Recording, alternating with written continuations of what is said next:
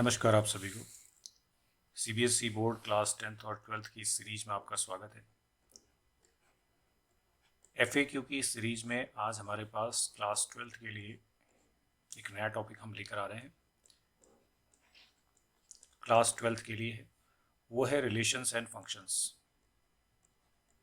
Relations और functions में हम लोग देखते हैं कि क्या अब तक हमसे क्वेश्चंस सीबीएसई किस तरह के क्वेश्चंस पूछ रहा है। इससे पहले भी मैं कुछ वीडियोज़ इस पर डाल चुका हूँ आपके लिए, एफएक्यू जो है।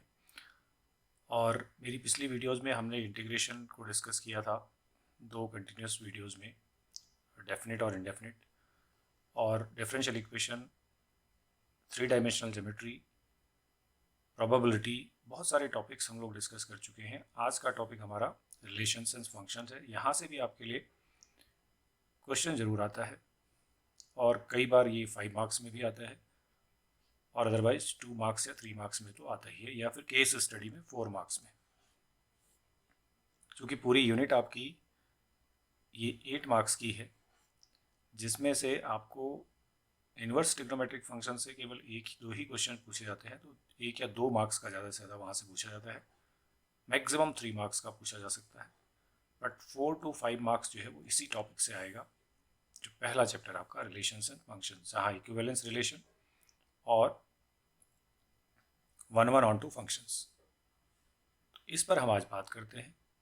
तो हम सीधे मूव करते हैं हमारे आज के क्वेश्चंस पर। देखते हैं कि आज हमारे पास क्या क्वेश्चन है जो बोर्ड एग्जाम में पूछे गए हैं, और फिर इस तरह का कोई न कोई क्वेश्चन आपसे पूछा जा सकता है। तो ये हमारे पास पहला क्वेश्चन है आज का। ये देखिए, ये बोर्ड पेपर का ही क्वेश्चन है। तो सबसे पहले तो मैं आपको बताऊं कि अगर हम 1-1 फंक्शन की बात करते हैं कहीं पे, 1-1 फंक्शन जब हम कहते हैं तो इसका क्या मतलब है।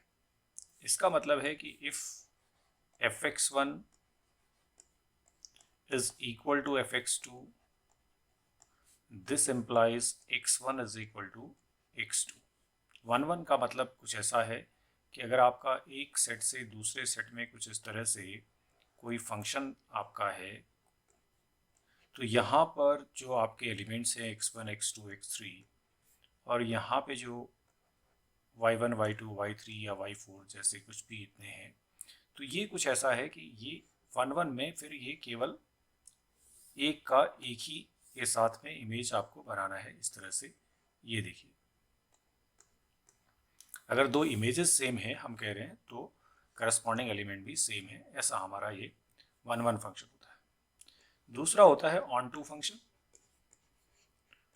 ऑन टू फंक्शन का क्या मतलब है ये भी समझा देते हैं।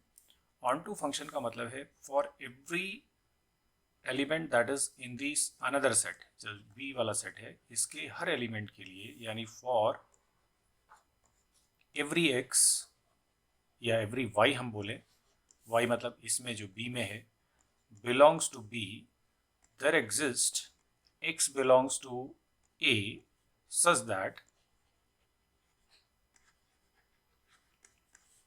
fx is equal to y। एक डेफिनेशन तो ये है आपके ऑन टू फंक्शन की, बट इसका मतलब क्या है ये समझना है। इसका मतलब ये है कि इस वाले सेट में, जो हमारा बी सेट है, इसमें जितने भी एलिमेंट्स होंगे उन वो सब जो है किसी न किसी की इमेज होंगे यहाँ, यानी कोई खाली एलिमेंट छूटना नहीं चाहिए। In other words you can say कि जो कोडोमेन है आपका वो रेंज के इक्वल हो जाए। ये वाला सेट हमारा डोमेन है फंक्शन का, ये वाला सेट कोडोमेन है, और जो इमेजेस का सेट है, सेट ऑफ इमेजेस, वो आपका रेंज होता है। तो रेंज और कोडोमेन जैसे ही इक्वल हो जाएंगे तो फंक्शन आपका हो जाएगा ऑन टू। अब हम देखते हैं हमारा आज का क्वेश्चन। तो ये तो बेसिक बात होगी इस 1-1 ऑन टू फंक्शन की। अब हमारे क्वेश्चन में क्या पूछा है वो जरा देख लेते हैं। So the question is function A R minus 5, मतलब 5 को छोड़ के बाकी सारे रियल नंबर्स हैं, और बी एक सेट है जिसमें r-1 है, यानी 1 को छोड़ के बाकी सारे रियल नंबर्स हैं, and your function is F A to B, A से बी कोई फंक्शन है। तो ये आपका डोमेन है और ये आपका कोडोमेन है। तो ये आपको पहले समझ लेना है कि भाई आपको ए सेट दिया हुआ है तो आपका डोमेन है R-5, ये हो गया डोमेन, और बी आपका सेट है that is R-1, this is codomain. अब आपको एक फंक्शन गिवन है, वो फंक्शन देखिए क्या है। Function is F X is equal to x-3 upon x-5। तो अब हम क्या करेंगे, हम 1-1 प्रूफ करने के लिए 1-1 अभी जैसे हमने देखा कि 1-1 के लिए हम क्या करते हैं, if f(x1) is equal to f(x2), ये हम मान के चलते हैं। और f(x) क्या है आपका ये, तो यहाँ पर हो जाएगा this implies x1-3 upon x1-5 is equal to, ये x2 है तो x2-3 अपॉन x2-5। इसको सिंप्लीफाई कर लेते हैं, क्रॉस मल्टीप्लाई करिए, x1-3 multiplied by x2-5 is equal to x1-5, ये यहाँ चला गया, इंटू x2-3। फर्दर सिंप्लीफाई करेंगे, x1 x2 minus 3x2 minus 5x1 plus 15 is equal to x1 x2 minus 5x2 minus 3x1 plus 15। तो ये आपको simplify करके देखना है इस तरह से। अब आप देखिए आपके पास 15 कट गया, x1 x2 भी कट गया, सो व्हाट इज लेफ्ट, सब इधर ले लीजिए, एक x2 को इधर ले लीजिए, x1 को उधर ले लीजिए। तो माइनस 3x2 यहाँ है, प्लस 5x2 वहाँ से ले आते हैं, is equal to minus 3x1 वहाँ पहले से है, प्लस 5x1 यहाँ से ले जाके रखते हैं। So what we get is 2x2 is equal to 2x1। This implies x1 is equal to x2। ये बताता है कि फंक्शन f(x) जो है वो 1-1 है। तो 1-1 प्रूफ हो गया, क्योंकि फंक्शन को हमें 1-1 प्रूफ करना है और ऑन टू प्रूफ करना है। तो 1-1 पार्ट हमारा इस तरह से प्रूफ हो जाएगा। Let us move to the second part of the function, यानी अब आपको ऑन टू कैसे प्रूफ करना है वो आपको बताते हैं। तो ऑन टू के लिए हमारे पास जो फंक्शन है f(x), उसको हमें वापस देखना है। फंक्शन क्या है, x-3 upon x-5। What does it mean, f(x) होता है y, तो y इज इक्वल टू है x-3 अपॉन x-5। क्यों, क्योंकि हम f(x) को ही तो y बोलते हैं। अब यहाँ पे आप इसको क्रॉस मल्टीप्लाई कर लें, y into x-5 is equal to x-3। This implies yx minus 5y is equal to x-3। x को एक तरफ करते हैं, yx minus x is equal to, ये हो गया, इस 5y को इधर ले जाते हैं तो 5y माइनस 3। और आगे बढ़ते हैं, let us move, x common है हमारे पास, तो y minus 1 is equal to 5y minus 3। This implies x is equal to 5y minus 3 upon y minus 1। अब देखिए x की जो वैल्यू है आपको मालूम है, आपका x जो है डोमेन है, डोमेन आपका R-5 है, यानी 5 छोड़ के बाकी सारा कुछ है। तो अब यहाँ पे ये x कब डिफाइन नहीं होगा, जब ये 0 हो जाएगा, मतलब ये y-1 को 0 नहीं होना चाहिए। अगर ये 0 हो गया तो ये डिफाइन ही नहीं होगा, 0 अपॉन ये ऐसे 0 से डिवाइड नहीं होगा, नॉट डिफाइंड हो जाएगा। तो y-1 should not be equal to 0। इसका मतलब है y should not equal to 1, तो y को 1 नहीं होना चाहिए। जैसे y 1 होगा तो 1 माइनस 1 0, नॉट डिफाइंड हो जाएगा, तो यानी x डिफाइन ही नहीं होगा उस केस में। तो ये कहता है कि जो रेंज है आपकी उसमें ये 1 नहीं आपको मिलेगा, यानी R-1। तो इससे पता चलता है कि जो रेंज है आपके फंक्शन की दैट इज R-1। बट अगर आप क्वेश्चन को शुरू में देखेंगे तो आपको पता चल जाएगा, आपने डोमेन कोडोमेन नोट किया हुआ, कोडोमेन ऑलरेडी जो है R-1 है और रेंज भी R-1 है। तो सिंस यहाँ पे लिखेंगे codomain is equal to R-1, ये गिवन है ऑलरेडी हमको। Therefore range is equal to codomain, therefore fx is onto। तो fx आपका onto फंक्शन हो गया, ये हमने प्रूव कर दिया। तो हमने दोनों चीजें देख ली हैं। हेंस जो आपका फंक्शन है, जो गिवन फंक्शन है, given function fx is 1 1 onto। इस तरह से हमने इस फंक्शन को 1 1 onto प्रूफ किया है। तो ये आपका इंपॉर्टेंट क्वेश्चन है, 5 मार्क्स में क्वेश्चन पूछा गया है। तो इस तरह से हमारा 1 1 onto एक फंक्शन जो है वो प्रूफ हो गया। तो कॉन्सेप्ट समझ लीजिए, 1 1 कैसे प्रूफ करना है और onto कैसे प्रूफ करना है। Let us move to another question. अब दूसरा क्वेश्चन देखते हैं, वो क्या है। दूसरा क्वेश्चन हमारे पास है ये, check whether the relation s in the set of real numbers are defined by s is equal to ab। जो रिलेशन डिफाइंड है वो s से डिफाइंड है और एक ऑर्डर्ड पेयर है ab, such that a minus b plus root 2 is an irrational number। ऐसा हमें ये डिफाइन किया हुआ है रिलेशन को, और हमें चेक करना है कि ये रिफ्लेक्सिव, सिमेट्रिक और ट्रांजिटिव है कि नहीं है। तो सबसे पहले हम रिफ्लेक्सिविटी चेक करेंगे। रिफ्लेक्सिविटी का क्या मतलब है? रिफ्लेक्सिविटी का मतलब होता है कि A for all A belongs to the set of any given set, that is real number. कुछ रियल नंबर है तो रियल नंबर ले लेंगे, कोई और सेट है तो और ले लेंगे। यानी इसका मतलब हुआ कि A जो है that should belong to the relation. यही रिफ्लेक्सिविटी है। तो ये तो डेफिनेशन है इसकी, this is definition of reflexivity.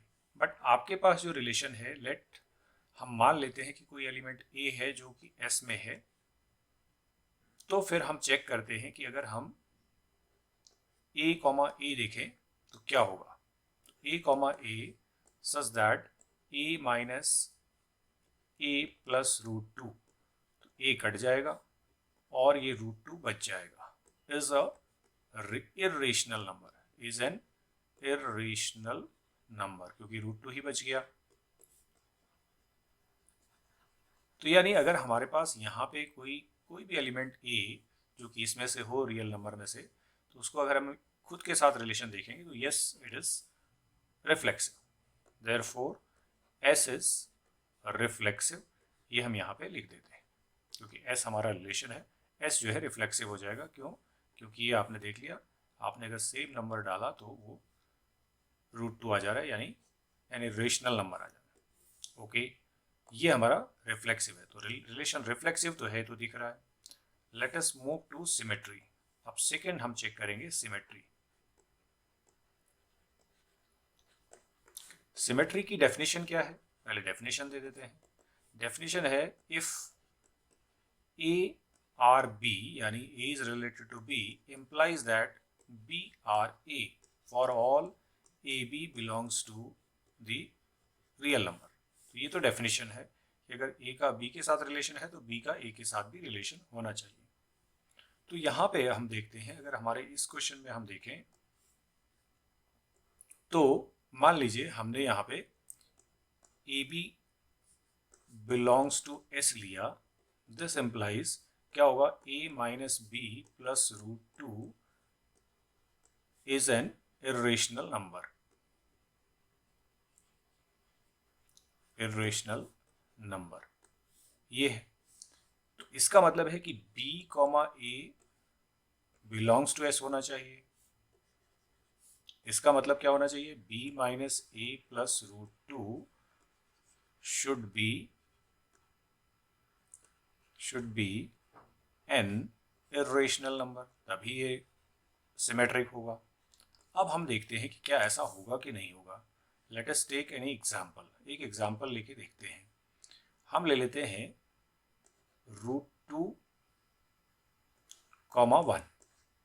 Root 2, 1 हमने दो नंबर्स ले लिए जो कि रियल नंबर ही हैं, तो बिलोंग्स टू एस होगा। This implies root 2 minus 1 plus root 2, that is 2 root 2 minus 1 is an irrational number. ये तो ठीक है, ये हमने ले लिया इफ वाली कंडीशन, यानी हमने ले लिया कि ये ऐसे दो नंबर हैं जो कि हमें इरेशनल दे रहे हैं। बट क्या अब हम देखते हैं कि 1, भी जो कि एस में तो है ही, क्या ये भी इरेशनल आता है? तो यहाँ डालेंगे 1 माइनस √2 प्लस √2, ये दोनों कट गए, is equal to 1 is not an irrational number, क्योंकि ये तो रेशनल नंबर आ गया। तो हमने कहा है कि जब भी आपको ये बताना हो कि ये रिलेशन नहीं है तो आपको एक एग्जाम्पल से देना है। तो एग्जाम्पल आपको कह रहा है कि if √2, 1 belongs to S, this implies 1, √2 does not belongs to S। इसका मतलब है कि आपका जो रिलेशन है R, यहाँ पे S है relation S is not symmetric। तो ये रिलेशन सिमेट्रिक नहीं है, रिफ्लेक्सिव तो था, सिमेट्रिक नहीं है, ये हमने प्रूव कर दिया एक एग्जांपल दे करके। अब आते हैं तीसरा रिलेशन चेक करते हैं जो कि है ट्रांजिटिव। तो ट्रांजिटिविटी कैसे चेक करेंगे वो मैं आपको बताता हूँ। थर्ड है ट्रांजिटिविटी। तो ट्रांजिटिविटी की डेफिनेशन पहले दे दीजिए। डेफिनेशन क्या कहती है ट्रांजिटिविटी की कि if A R B and B R C implies that A R C, यानी अगर ए बी के साथ रिलेट है, बी सी के साथ रिलेट करता है, तो ए को सी के साथ रिलेट करना चाहिए for all A B C belongs to real number या जो भी आपका गिवन सेट है। ये तो होगी डेफिनेशन इसकी। बट यहाँ पर क्या होना चाहिए, यहाँ पर ऐसा होना चाहिए if A B belongs to S, this should be A plus B minus √2 is an irrational number. ये तो हमारे पास होगा।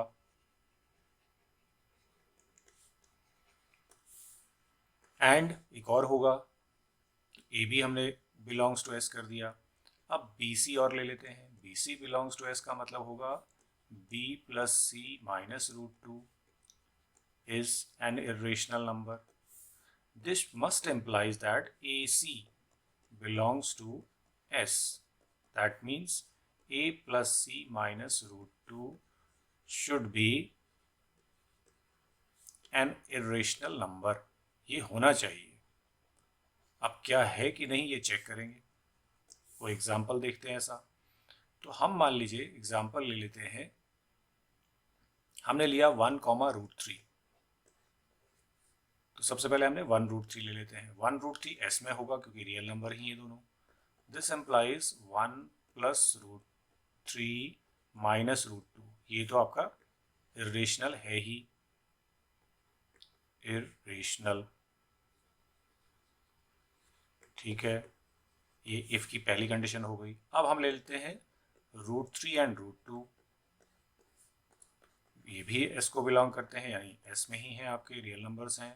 तो यहाँ पर आ जाएगा √3 प्लस √2, ये ए और बी की जगह यूज कर रहे हैं, ध्यान रखना है। ए बी लिया तो ए प्लस बी माइनस √2, ये अब बी सी ले लिया, B C B plus C minus √2, तो यहाँ √2 कट गया, फिर भी √3 बचा, सो इस एन इरेशनल नंबर। तो ये दूसरा भी हमने ले लिया, ये तो दिया ही रहता है ट्रांजिटिविटी में। अब हमें चेक करना है, now we have to check 1 and √2। तो 1 √2 को देखते हैं जो कि एस में तो है, क्या ये रिलेशन भी बना रहे हैं। 1 प्लस ए हो गया, बी √2 हो गया, माइनस √2, तो ये तो कट गए, is equal to 1 is not an irrational number. तो हमारे पास एक ऐसा एग्जाम्पल मिल गया। क्या मिल गया एग्जाम्पल, उसको हम दोबारा से लिख देते हैं, यानी if 1, √3 belongs to S and √3, √2 belongs to S, this implies that 1, √2 does not belongs to S, hence this relation is not transitive, S is not transitive। तो ये ट्रांजिटिव नहीं है, ये हमारा प्रूफ हो गया। तो अल्टीमेटली क्या प्रूफ हुआ है कि जो हमारा रिलेशन गिवन था S, फाइनली हम क्या लिख लेंगे, hence S is reflexive reflexive तो हो गया था शुरू में, but not symmetric and transitive. तो ये आपको दोनों ही क्वेश्चंस मैंने इस चैप्टर से जो पूछे जाते हैं उस तरह के क्वेश्चंस आपको बता दिए हैं। तो एक हमने फंक्शन का क्वेश्चन कर लिया है और एक हमने इक्विवेलेंस रिलेशन के लिए हमें तीनों रिलेशन चाहिए, रिफ्लेक्सिव भी चाहिए, सिमेट्रिक भी चाहिए और ट्रांजिटिव भी चाहिए। बट ये रिलेशन में केवल ये रिफ्लेक्सिव है, सिमेट्रिक और ट्रांजिटिव नहीं है।